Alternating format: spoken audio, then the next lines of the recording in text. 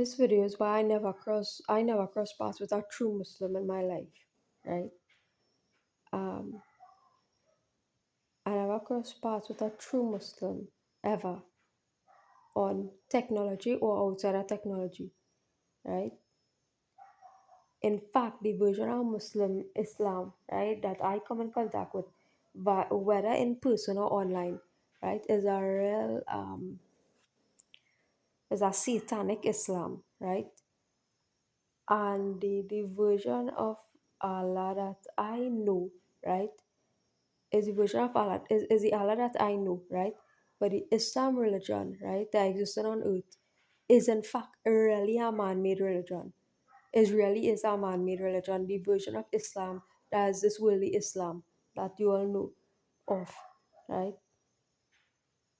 And it has a real evil component to it, right? And a line, right? Like every other religion. So I'm not down on another religion. I just saying that the religion on earth that all they know of and all they just pray about, right? The religion that all they know of, right? And all they just pray about, right? That religion have a real evil component to it, right? And the only way that you could really be a true Muslim is if you could discern and you have discernment with regard to the Quran, right? Because I still believe in the Quran, right? But you had to have a level of discernment that is quite extraordinary, right? To really be a true Muslim, right? You had to have a kind of discernment, right? That's extraordinary, right? Because the book is a powerful book, I'm not doubting that, right? But in order for that book to be fruitful to you, right, beneficial to you, especially in this time, and right, in order for that book to be beneficial to you in this time, and you really had to know, right, how to discern what's good from what's bad, right, in the time that we living in, right, you really had to know what in that book, right, and how you're picking apart what's good and what's bad from inside that book, right? I'll tell you something. Remember, I tell you that a particular book was written through me, right? Now, remember, I also tell you, right, that it had a couple aspects within that book that I was aware that I insert, right? But for the most part, the book was written, right? But it had a couple elements to the book, right, that I recall and I know that I had the consciousness then that I was operating and writing, right? Versus the majority of the book which was written, right? Through me, right? But it also had a couple parts to the book, right? That I wrote, and this is something real subtle, right? That I only like kind of integrated and picking up on as time going along in this moment in history, right? And that's certain elements to that book, right? It was the last book that was written, right, through me, right? And it had a couple elements, and the book was mostly written by the power of God, but it had a couple elements to the book, right, that I was aware that I was inserting, right? So this go to tell, right, is a lesson really that even in books or pieces of revelation, right?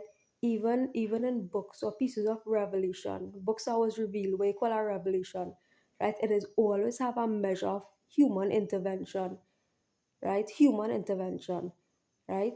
And that human intervention is was the was potential lies in the book, right? That human intervention is was potential lies in the book, right?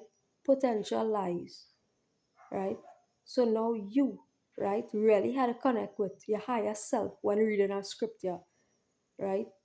Because you are a creation, right? You are a creation of something, of another human being, right? We was born of human beings, right? You are a creation of another human being, right? And once you're a creation of a human being, it have an element or potential for evil, right, within you, right? So that is why when you're approaching a scripture, you really had to connect with your higher self or God, really, right? Your higher self had to connect with God, right? In order to really get the true discernment or the meaning, right? Or the message of that scripture, right?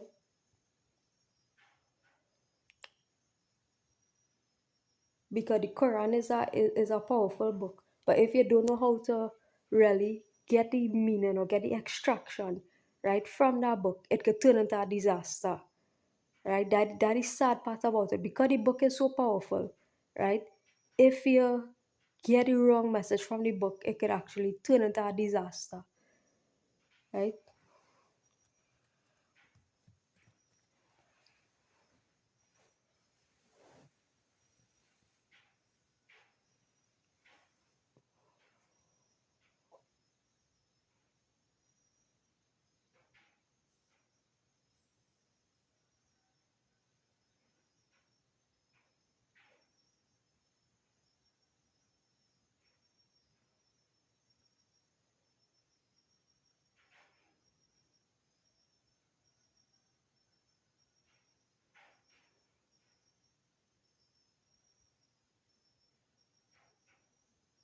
Poetry is an element of the worldly life, right? Poetry is an element um, of creation, right?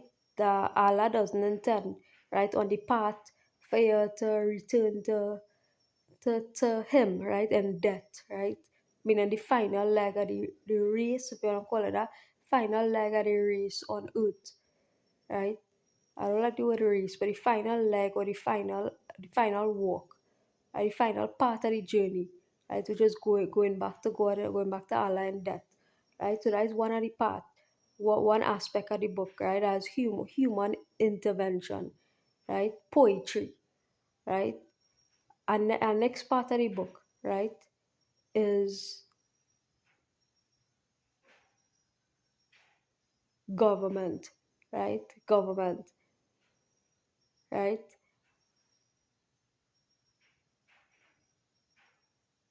Now, you don't have to come out of government, right, to your journey to death. You don't have to come out of government, right? What you really need to do, hey, if you know it have wrong going on in any organization that you're working in, right, either stand up for there or leave, right? So it doesn't really have to do anything with coming out of government, right? Per se, because that one thing is evil. Evil exists in a capitalist enterprise like no other, right?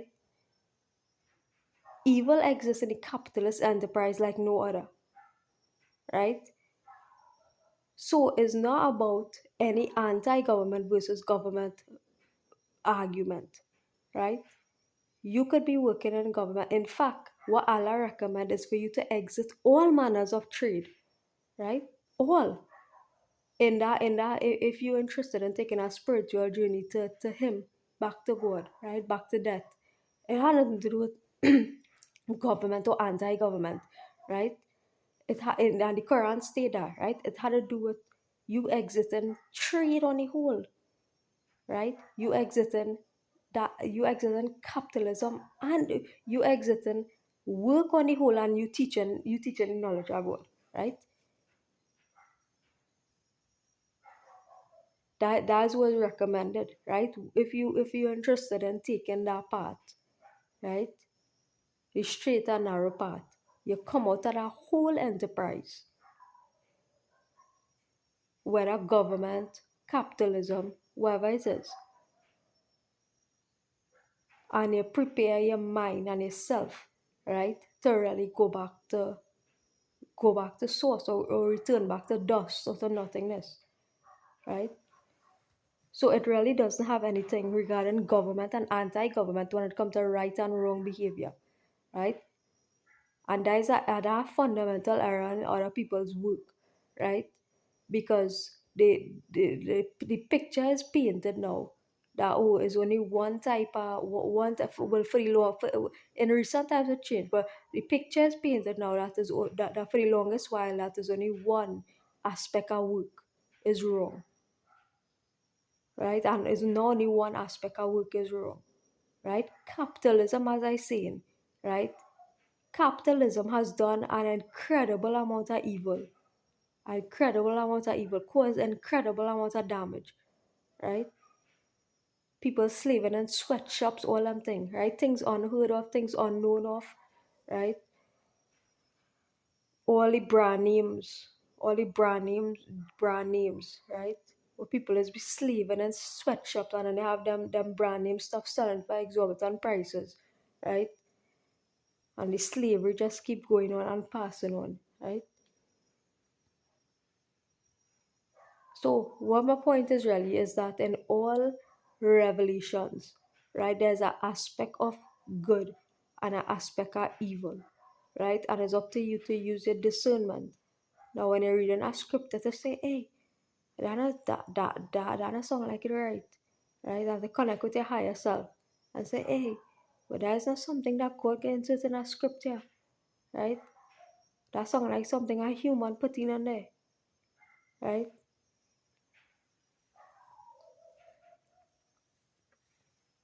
And the same thing when you're taking a knowledge from other people online too, right? You have to use your sense. You have to use your common sense and you have to use your God given sense, your intellect, right? To say, hey, well, this not really sounding like a right train of thought, right? And you could test it for yourself. You could test knowledge on, don't be trying to test knowledge on other people. When I say test knowledge, right, I doesn't mean I use other people to test knowledge, Hey, use yourself to test knowledge.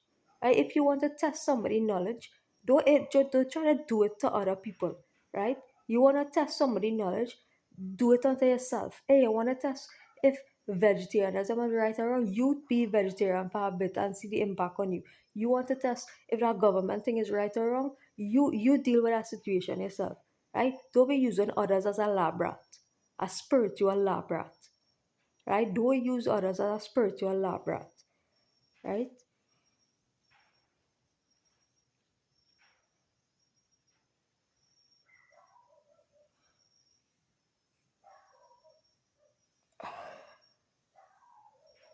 And don't treat others as your dog either, right? Because the reality is, ain't nobody and really working for anybody, right? Everybody is equals on earth, right? Ain't nobody really working for each other on this earth. Right? And they'll tell you that you're lacking respect. But I tell you, right, that you're not owned by anybody and you don't really work for anybody. There's a phrase, you just work with people, right? We work with people.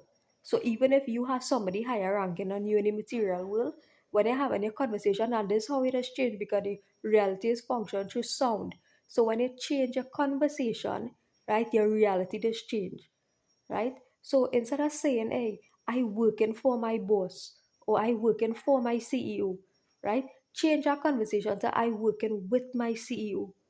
I working with my boss, right? I don't even say boss, right? I working with and call the person name, right? I working with this person, right? Change our conversation. Stop calling people your boss too, right?